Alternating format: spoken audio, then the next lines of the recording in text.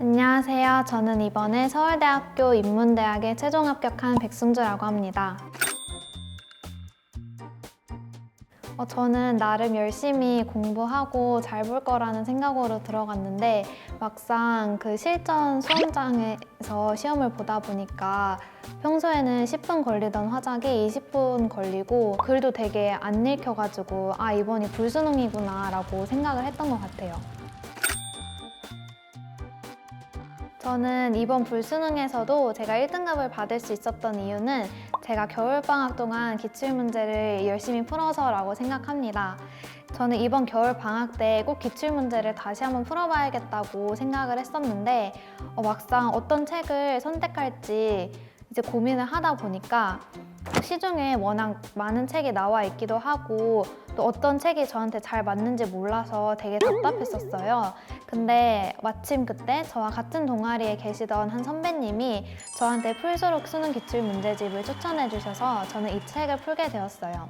제가 수능 국어를 공부할 때 가장 중요하게 생각하는 게 지문과 선지 분석 그리고 철저한 오답 관리인데요. 저는 이 책의 두 가지 측면을 나눠서 이 책의 장점을 설명해 볼 수 있을 것 같아요. 일단 첫 번째는 공부 계획을 짜는 측면인데요. 사실 제 후배들이 저한테 가장 많이 물어보는 게 공부 계획을 어떻게 세웠냐, 계획을 세우는 게 막막하다 이런 얘기였는데 이 책이 그 고민을 해결해주기 딱 좋을 것 같다는 생각이 들었어요. 먼저 이 책을 펼쳐보면 연도별 이제 회차가 다 나누어져 있는데요. 저도 이번 겨울방학 때 이 책을 꼭 끝내고 싶다고 생각을 했는데 문제를 하루에 얼만큼 풀어야 할지가 고민이었거든요. 근데 이렇게 책 맨 앞에 이렇게 30일차까지 나누어져 있어서 제가 딱 겨울방학 동안 하루에 1일차씩 풀다 보니까 겨울방학 내에 제가 목표였던 대로 이 책의 1회독을 끝낼 수가 있었어요.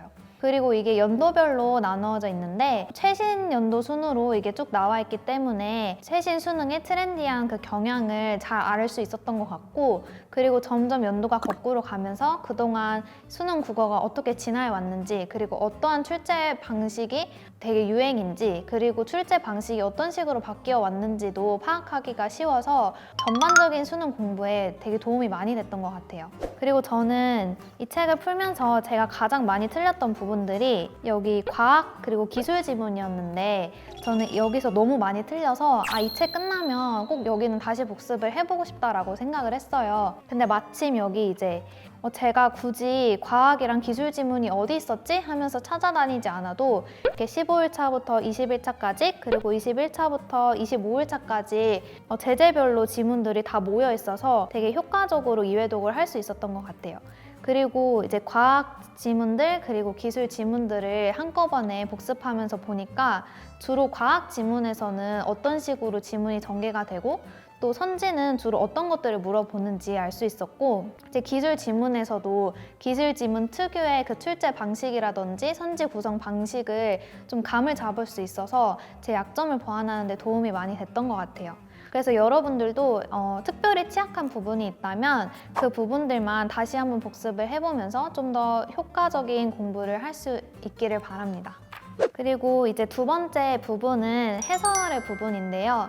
제가 또 중요하게 생각한다고 했던 부분이 바로 철저한 오답 관리라고 했잖아요. 그래서 이 부분은 이제 해설지를 같이 보면서 설명해 드릴게요.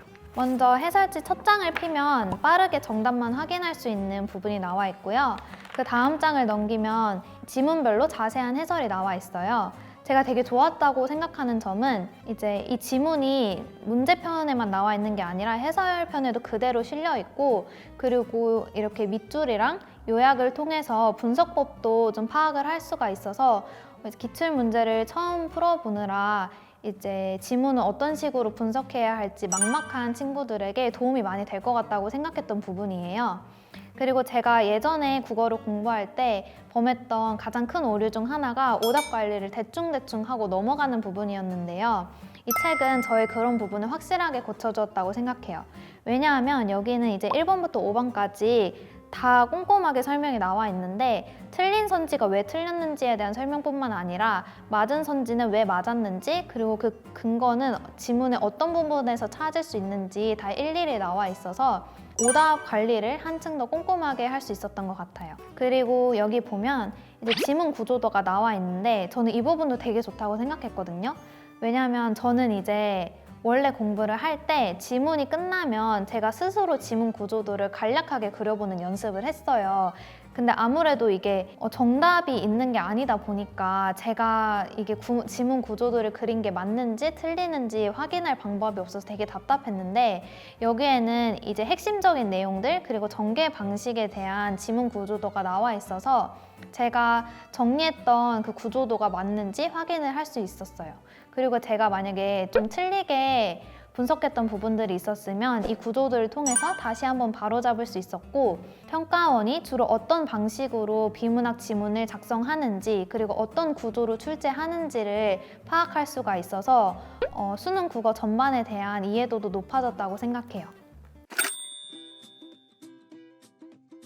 여러분, 제가 어떤 식으로 기출문제를 풀고 오답을 정리하는지 보여드릴게요.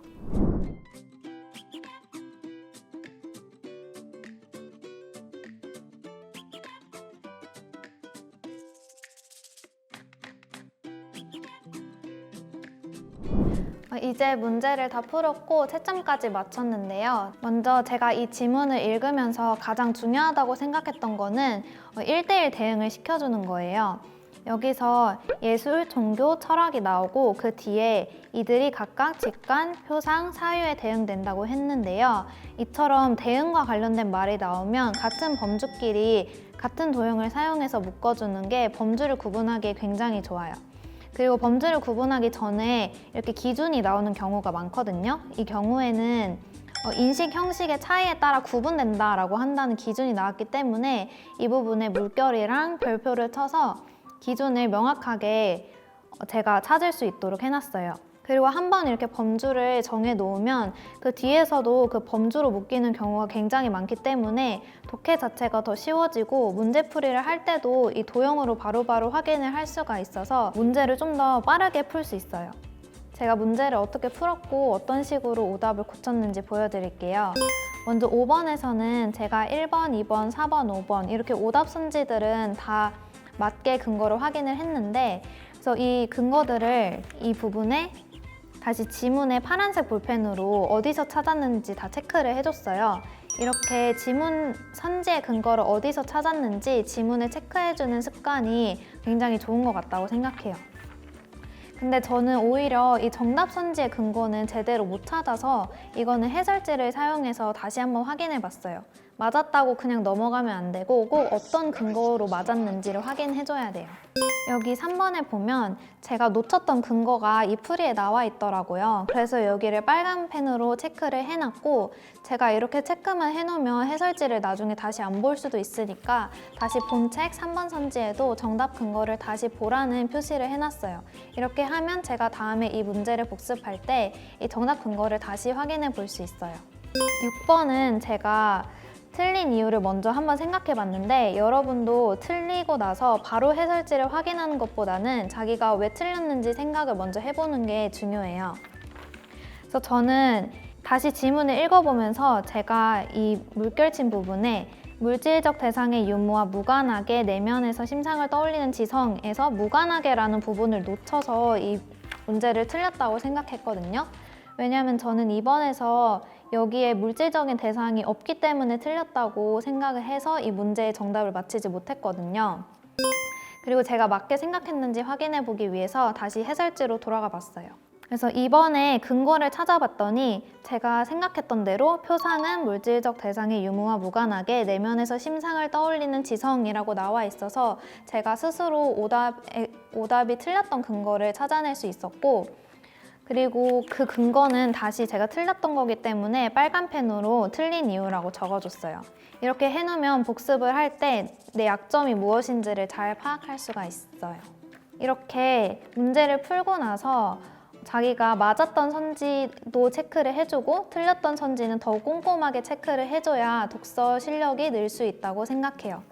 그리고 문제를 다 고치고 나면 여기 나와 있는 구조도를 통해서 지문 내용을 전체적으로 다시 한번 정리해주고 자기가 생각했던 그 구조가 맞는지를 확인해주는 게 굉장히 중요하다고 생각해요.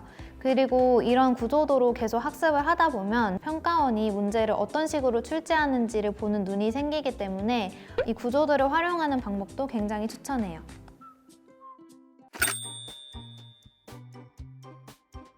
제가 고3이 되어 수험 생활을 하면서 느꼈던 가장 중요한 점은 공부할 때 열심히 하더라도 그게 끝난 후에는 잠깐의 휴식기를 취해주는 거라고 생각해요. 왜냐하면 제가 1, 2학년 때 정말 쉬지 않고 공부만 했다가 3학년 때 번아웃이 와서 되게 힘들었던 기억이 있거든요. 3학년이 아무래도 이제 가장 중요한 시기인데 그때 슬럼프나 번아웃이 오게 된다면 공부하는 건 더 힘들게 느껴지고 그리고 자기 자책을 하게 돼서 감정적으로 힘든 순간들이 많이 찾아오게 되더라고요.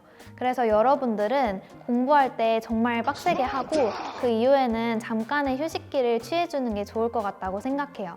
여러분들도 풀스록으로 기출문제를 풀어보면서 자신만의 공부법도 찾아보고 그리고 이제 자신의 실력을 확 향상시킬 수 있는 기회가 되었으면 좋겠습니다.